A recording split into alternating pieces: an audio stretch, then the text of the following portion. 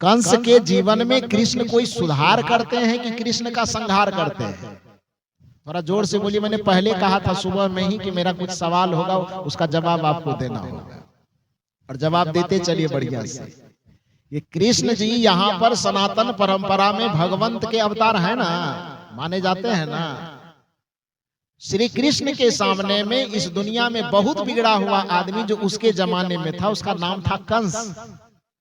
वह कंस जब अपने बिगड़े हुए बुद्धि, बिगड़े हुए संस्कार, बिगड़े हुए आचरण, बिगड़े हुए व्यवहार, बिगड़े हुए स्वभाव को लेकर के जाते हैं, तो श्री कृष्ण जी अपने बुद्धि, विवेक, ज्ञान, त्याग, तप के प्रभाव से कंस के जीवन में सुधार लाता है कि सुदर्शन से सीधे कंस का संहार करते हैं। थोड़ा जोर से बोलिए ना। प्रवचन हम नहीं करेंगे, आपका कर्जा नहीं खाए हैं। जो मैं बोल रहा हूं उसको बढ़िया से आप लोग जवाब दीजिए। श्री कृष्ण ने कंस का सुधार किया कि संहार किया? संहार किया। राम जी के सामने में रावण चले आते हैं, स्वभाव से, संस्कार से, विचार से, व्यवहार से बेचारा बिगड़ा हुआ है। तो श्री राम जी ने अपने ज्ञान से, विचार से, संस्कार से, प्रवचन से, उपदेश से रावण के जीवन में सुधार लाया कि गला काट करके रावण का वृंदावन बिहारी लाल की जाए। क्या किया? सुधार किया कि संहार? संहार। क्यों किया संहार? क्योंकि भगवान के पास सुधार का ऑप्शन नहीं है। जो भी भगवान है, हिरण्याकश्यप के पास कौन पहुंच गए? नरसिंह भगवान पहुंच गए। हिरण्याकश्यप का सुधार कर दिया कि पेट फाड़ करके संहार कर दिया? क्या किया? संहार किया। राम के सामने में रावण आएंगे, उसमें सुधार नहीं ला सकेंगे, वो संहार करेंगे। कृष्ण के सामने कंस आएंगे, कंस का सुधार वह नहीं कर सकेंगे, कंस का संहार करेंगे। नरसिंह के पास में हिरण्याकश्यप आएंगे, उसके विचारों में वह सुधार नहीं करेंगे बल्कि उसका संहार करेंगे। और दूसरे तरफ यदि भगवंत का अवतार संहार करता है, यानी मार देता है, खत्म ही कर देता है, और दूसरे तरफ यदि संत अवतार के रूप में आते हैं, यदि बुद्ध के सामने में अंगुलीमाल जाता है, तो बुद्ध ने अंगुलीमाल का संहार किया कि सुधार किया? क्या किया? सुधार किया। सप्तऋषि मंडली के पास में यदि रत्नाकर जाता है तो रत्नाकर का संहार होता है कि सुधार होता है? क्या होता है? सुधार होता है। ऑप्शन कौन वाला सही है, सुधार वाला कि संहार वाला? यदि आपके जीवन में कोई बुराई हो, कोई अवगुण हो, कोई पाप हो, कोई विकार हो, कोई भूल हो, कोई चूक हो, कोई बुराई हो, तो आप यह बताइए कि आप अपने जीवन के लिए या अपने लिए कौन सा ऑप्शन चुनेंगे, सुधार वाला कि संहार वाला? तो सुधार के लिए जाना किसके पास चाहिए? संत के पास कि मंदिर के पास? जाते किधर है आप? तो वहां पर क्या होगा? सुधार का ऑप्शन है वहां? वहां सुधार का ऑप्शन नहीं है। भगवंत का अवतार इस संसार में सुधार के लिए नहीं होता, भगवंत का अवतार इस संसार में संहार के लिए होता है। और यदि कदाचित हमारे जीवन में कोई भूल है, कोई चूक है, कोई अपराध है, कोई विकार है, कोई अज्ञानता है, कोई नादानी है, कोई पाप है, तो यदि हम सीधे मंदिर के तरफ दौड़ लगाते हैं और सत्संग की अवहेलना करते हैं, भगवान की मूर्ति के सामने हम जाकर के सर झुकाते हैं, किंतु संत के शरण में आना हम पसंद नहीं करते हैं, तो उस व्यक्ति को याद रखना चाहिए कि भगवान के पास सुधार का कोई ऑप्शन नहीं है, वहां पर सीधे संहार का ऑप्शन है। और संतों और गुरुजनों के पास सुधार का ऑप्शन है। इसलिए यदि अपने जीवन के विकारों का सुधार करना चाहते हैं तो आपको सत्संग से प्रेम करना चाहिए, संत के चरण से प्रेम करना चाहिए, संत के शरण में आना चाहिए। हनुमान जी के मंदिर में एक भक्त पहुंच जाता है और भक्त ने कहा कि भगवान, मेरे अंदर बहुत पाप है, बहुत विकार है, आप मेरा सुधार करके उद्धार कीजिए, रिद्धि सिद्धि सब प्रदान कीजिए, अष्ट सिद्धि नवनिधि के दाता आप ही हैं, पूरा कीजिए। ध्यान से सुनिए, यहाँ हनुमान जी को मैं भगवान का प्रतिनिधि बना रहा, और हनुमान जी यहाँ फैसला कर रहे हैं। हनुमान जी कहे कि अच्छा एक बात बताओ कि तू सीधे मेरे सामने अष्ट सिद्धि नवनिधि लेने के लिए आ गया है, थोड़ा सा नारियल लेके 1.25 केजी लड्डू लेके, एक बात बताओ कि वहां जो तरी घाट में सत्संग हो रहा था वहां गया था कि नहीं गया था? प्रयागराज से यतीन्द्र साहब आए थे, धमतरी से इधर हरेंद्र साहब आए थे, बिहार से अभय साहब आए थे, हरियाणा से उधर गुलशन साहब आए थे। तो इतने दूर दूर से संत आए थे तरी घाट में, वहां पर संत का दर्शन किया कि नहीं? ये कौन कह रहे हैं? हनुमान जी कह रहे हैं। भक्त ने कहा बड़ा गजब है, आप तो सबसे पावरफुल देवता है, चौराहे चौराहे पर बैठे रह करके पूरे सब की रक्षा करते रहते हैं। तो आपके जैसे पावरफुल बल और बुद्धि के देवता होने के बावजूद भी जब हम आपके शरणागत हैं तो हमको सत्संग में जाने की क्या आवश्यकता है? हमको संत के पास जाने की क्या आवश्यकता है?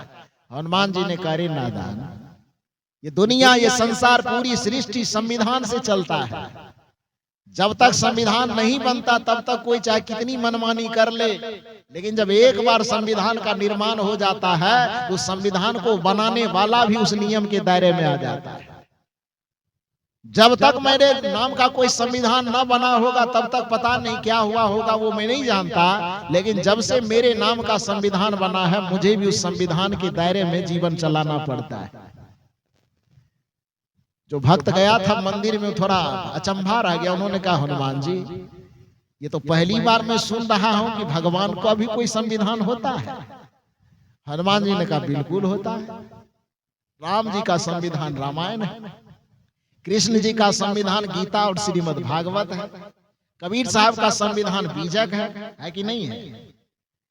ईसा मसीह का संविधान बाइबिल है, तो हजरत मोहम्मद इस्लाम का संविधान, हजरत मोहम्मद साहब का संविधान कुरान है कि नहीं?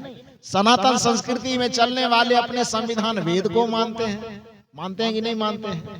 तो हनुमान जी ने कहा कि सभी संस्कृति में जीने वालों का अपना अपना एक संविधान होता है, धार्मिक विधान होता है।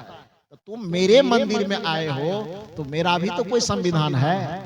भक्त ने कहा मेरा माथा चकरा गया, मैं कुछ समझ नहीं रहा हनुमान जी, आप बताइए आपका कौन सा संविधान है? हनुमान जी ने कहा मेरा संविधान है छोटा सा हनुमान चालीसा। कौन सा संविधान? हनुमान चालीसा, वो मेरा संविधान है। और जब से वह संविधान बना उस संविधान के अनुसार मुझे भी कार्य करना पड़ता है। तो कहा वो संविधान क्या कहता है प्रभु आप समझाइए। हनुमान जी ने कहा कभी पढ़े हो कि नहीं पढ़े? आप लोगों से मैं पूछ रहा हूं, कभी हनुमान चालीसा पढ़े हैं?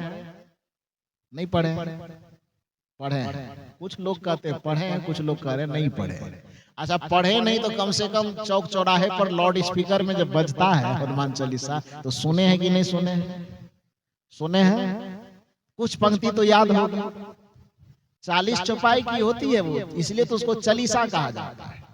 पूरे कभी याद हो कि ना हो, लेकिन उसकी पहली पंक्ति आपने सुना है उसको, कभी उस पर विचार किए हैं? यदि उस पहली पंक्ति को सुने होते बढ़िया से और उस पर विचार कर लिए होते तो फिर संत और गुरुजनों की अवहेलना करने की आवश्यकता नहीं पड़ती। चाहे कितना भी मंदिर जाते रहते फिर भी सत्संग से आपको प्रेम रहता है। और यदि आपने उस पर सुन करके विचार नहीं किया तो आज मैं सुना रहा हूं, इसको बढ़िया से सुनिए।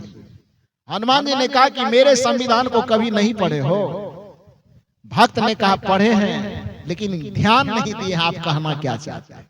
हनुमान जी ने कहा मेरे संविधान की पहली पंक्ति सुनो, श्री गुरु चरण सरोज रज निज मन मुकुर सुधार, वरनौ रघुवर विमल जसो जो दायकु फल चार, बुद्धिहीन तनु जानिके सुमिरो पवन कुमार, बल बुद्धि विद्या देहु मोहि, हरहु कलेश विकार। यह हनुमान चालीसा की पंक्ति है कि नहीं? इसको किसी कबीरपंथी ने लिखा है, इसको कबीर साहब ने लिखा है, इसको हनुमान जी का कोई भक्त होगा गोस्वामी तुलसीदास जी के नाम से प्रचलित है। किसने लिखा किसी को पता नहीं, लेकिन नाम है कि गोस्वामी जी ने लिखा। मान लो कि गोस्वामी जी नहीं लिखा होगा, तो आप इस पंक्ति को देखें कि इस पंक्ति में क्या लिखा गया। श्री गुरु चरण सरोज रज। वर्णन किसका है? हनुमान चालीसा का जो वर्णन है वो किसके लिए है? हनुमान जी के लिए। लेकिन उसमें पहली वंदना जो लिखी गई है वो किसकी लिखी गई है? हनुमान जी की कि गुरु भगवान की? आए?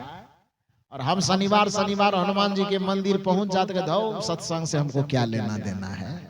हनुमान जी के भक्त ये है, भूत पिशाच निकट नहीं आवे, महावीर जब नाम सुनावे। ये महात्मा लोगों को कौन गिनता है? क्यों जाए?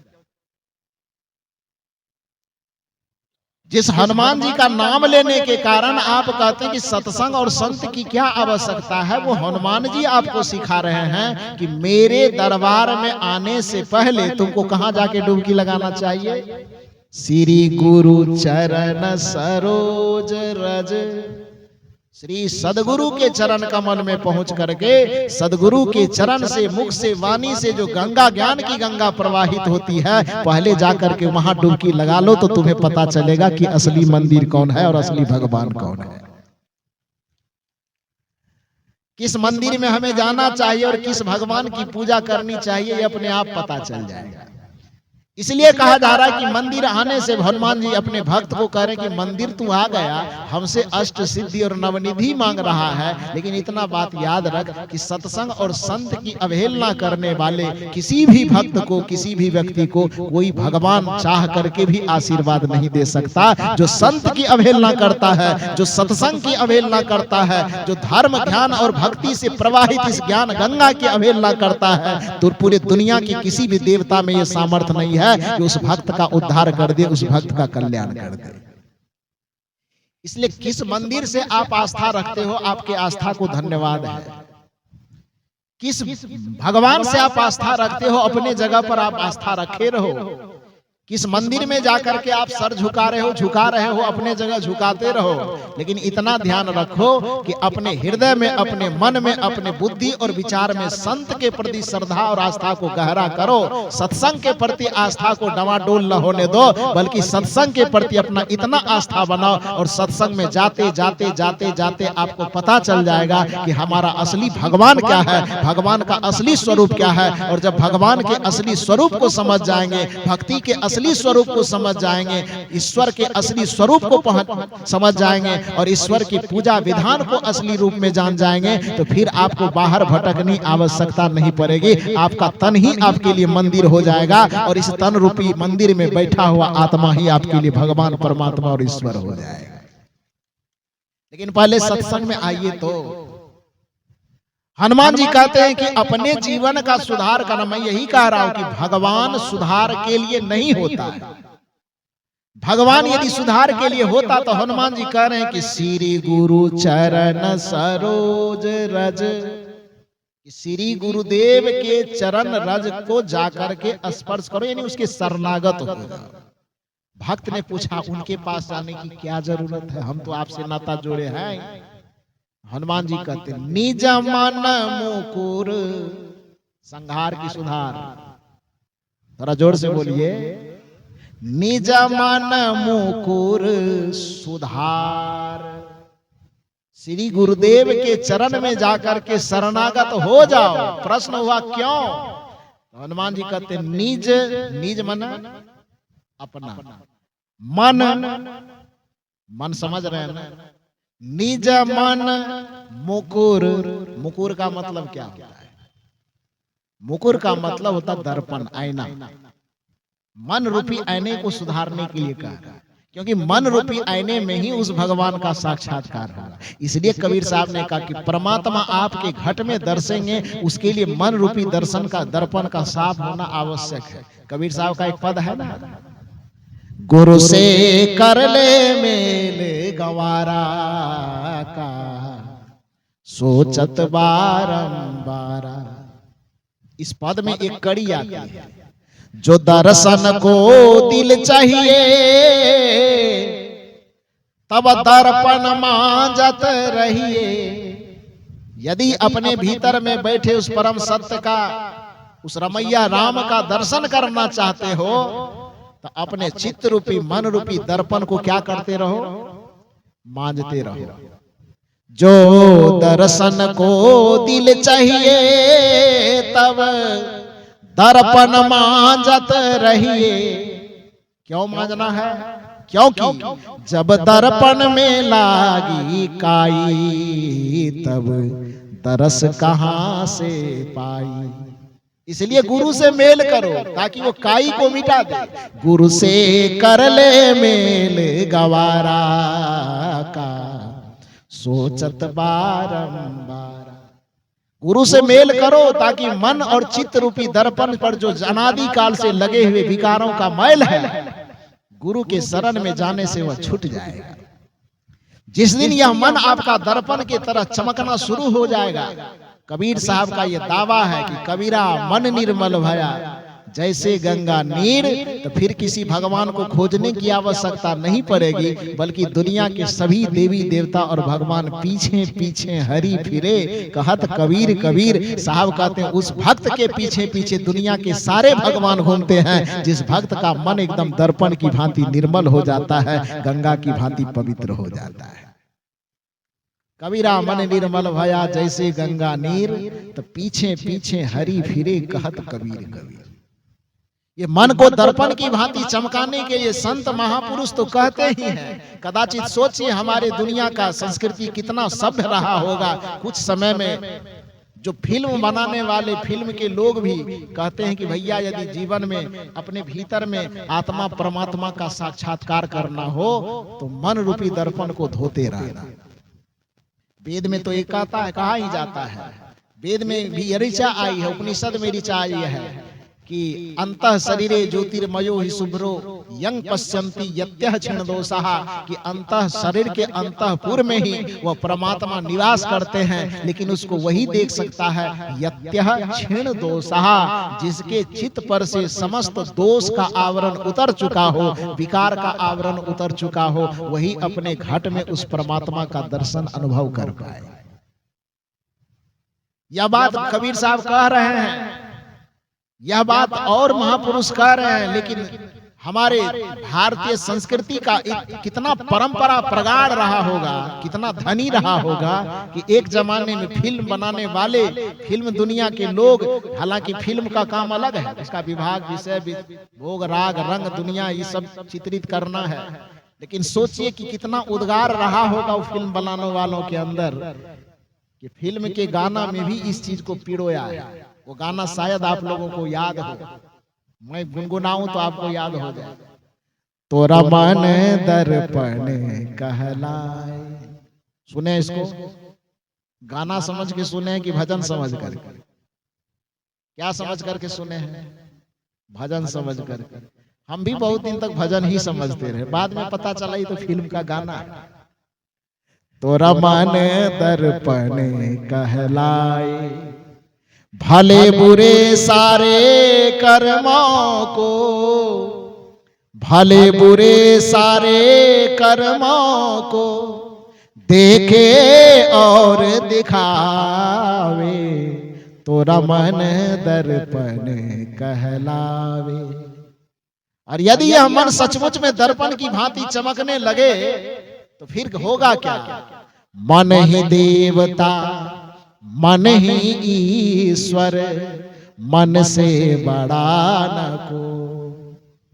लेकिन शर्त यह है कि दर्पण की तरह चमकना चाहिए, और ये दर्पण की तरह चमकेगा कहाँ? मंदिर में, तब प्रयागराज में। कहाँ चमकेगा? श्री गुरु चरण सरोज रज निज मन मुकुर सुधार। गुरुदेव के चरण कमल में अपने मन को दृढ़ता पूर्वक जोड़ देने से, बांध देने से आपका मन दर्पण की भांति चमकने लगेगा। और जिस दिन मन दर्पण की भांति चमकने लगे, सुनिए, मन ही देवता, मन ही ईश्वर, मन से बड़ा न को। मन उजियारा जब जब होवे, जग उजियारा हो, जग से चाहे भाग ले कोई, मन से भाग न पाए, तोरा मन दर्पण कहलाए। भले बुरे सारे कर्मों को, भले बुरे सारे कर्मों को देखे और दिखावे, तोरा मन दर्पण कहलावे। ये प्रत्येक व्यक्ति की जिम्मेदारी है कि जब तक उसके पास जीवन है, जब तक उसके पास जवानी है, जीवन और जवानी रहते रहते हमारे संत और गुरुजनों की पुकार को सुने और अपने जीवन का सुधार करे। क्योंकि जो अपने जीवन और जवानी का सुधार करता है, सच्चे अर्थ में वही अपने जीवन का उद्धार करता है। जो अपने जीवन का सुधार करता है, सच्चे अर्थ में वही भवसागर से पार होता है। क्योंकि जीवन का सुधार ही हमारे उद्धार की पहली सीढ़ी है। कोई व्यक्ति अपने मन का सुधार न करे और भगवान की कृपा से उद्धार होना मान ले तो भ्रम में फंसा हुआ है। कोई व्यक्ति अपने जीवन का सुधार न करे, मन का सुधार न करे, वाणी का सुधार न करे और किसी पंडित के मंत्र जप देने से वह वैकुंठ पार होना समझ ले, भवसागर पार हो जाना समझ ले, तो इसी को कबीर साहब की दृष्टि में भ्रम कहा जाता है। यदि आप किसी मंत्र से, किसी जंत्र से, किसी तंत्र से, कोई पूजा से, कोई पाठ से, कोई अंगूठी पहनने से, कोई ताबीज पहनने से अपना उद्धार होना मानते हैं, तो केवल और केवल उसमें आपका आर्थिक, मानसिक, वैचारिक शोषण हो रहा है, उससे उद्धार नहीं होता है। क्योंकि उद्धार का रास्ता जब भी खुलता है तो सुधार के दरवाजे से ही खुलता है। जो सुधार के दरवाजे में प्रवेश करता है वही उद्धार के भवन तक पहुंच पाता है। यही उद्धार का फॉर्मूला है। इसलिए कहा जाता है कि श्री गुरु चरण सरोज रज निज मन मुकुर सुधार, वरनौ रघुवर विमल जसु जो दायक फल। कि गुरुदेव के चरण कमल से होकर के गुजरने पर ही हमें 4 फल की प्राप्ति होती है। और 4 फल क्या क्या है? दिन में भी मैंने जोराया था आपको टमाटर, तब क्या जोराए थे? कद्दू भी जोराए थे। 4 फल में क्या क्या जोराए थे? अर्थ, धर्म, काम और मोक्ष। ये चारों फल की प्राप्ति जो मानव जीवन का परम लक्ष्य है, परम उद्देश्य है, वो परम उद्देश्य की प्राप्ति जहां पर होगी, इसी बात पूरे हनुमान चालीसा भी पढ़ने की जरूरत नहीं है। बस एक पंक्ति काफी है, उतने को संभाल लीजिए तो जीवन संभल जाए। कुछ लोग कहते हैं कि कबीर साहब तो सब देवी देवता इधर उधर छोड़ छाड़ देता। कहाँ छोड़े? कबीर साहब या हनुमान जी दोनों एक साथ मिले हुए हैं कि अलग अलग बात कर रहे हैं? दोनों की बातें, दोनों का संदेश एक जैसा है कि अलग अलग? अरे हनुमान चालीसा में पढ़ता हूं तो कभी कभी मुझे लगता है, संदेह होता है कि हनुमान जी भी कबीर साहब से जाके न दीक्षा ले लिए। हाँ जी, लोग कहते हैं कि भगवान आदमी को आलसी बनाता है। कबीर साहब ने पुरुषार्थवाद का संकेत दिया कि करो बहिया बल आपनी छार बिरानी आस, जाके आंगन नदी बहे सोकस मरे प्यासी। पुरुषार्थवाद का सबसे बड़ा प्रेरणा स्तंभ है कि नहीं? ये प्रेरणा वाक्य है ना ये, करो बहिया बल आपनी छाड़ बिरानी आस, जाके आंगन नदी बहे सोकस मरे प्यास। ये भगवानवाद का समर्थन है कि पुरुषार्थवाद का? पुरुषार्थवाद का है ना। हनुमान जी से थोड़ा सा टॉपिक ले लीजिए। हनुमान जी कहते हैं कि यदि अपना कल्याण करना है, भौतिक आध्यात्मिक उन्नति करना है, तो किसी भगवान के भरोसे मत बैठना। तब क्या करना? आपन तेज संहारो आपे, तीनों लोक हाँकते कांपे। या आपको भगवानवाद वाला फॉर्मूला झलकता है कि पुरुषार्थवाद वाला? क्योंकि ये पंक्ति क्या कर, विचार किए नहीं ना है आप, केवल आंख मूंद करके बेलपत्तर चढ़ाते आए हैं, अगरबत्ती झुलाते आए हैं, दिया जलाते हैं। विचार करेंगे तो सारा सूत्र वहां भरा पड़ा है। हनुमान जी कहते हैं कि आपन तेज, आपन माने क्या होता है? आपन माने अपना, तेज माने, तेज का मतलब इंद्रियों से प्रवाहित होने वाली शक्ति, इंद्रियों से प्रवाहित होने वाली एनर्जी। आंख से जो शक्ति प्रवाहित हो रही, कान से जो शक्ति प्रवाहित हो रही, मुख से जो शक्ति प्रवाहित हो रही है, स्पर्श शक्ति प्रवाहित हो रही है, मन और इंद्रियों से जो शक्ति बाहर में प्रवाहित हो रही है उसी को आध्यात्मिक भाषा में तेज कहा जाता है। तेज इज इक्वल टू एनर्जी, तेज इज इक्वल टू शक्ति। उसको जो कहिए तो आपन तेज संभालो, किसके भरोसे? आपन तेज संभालो किसके भरोसे? दुर्गा माई की काली माई। आपन तेज संभालो भोले बाबा के भरोसे कि सत्यनारायण बाबा के भरोसे? किसके भरोसे? तो अपने भरोसे संभालो। आपन आस कीजे बहु तेरा, कबीर साहब का फॉर्मूला है। करो बहिया बल आपनी, ये पुरुषार्थवाद का सूत्र है। और हनुमान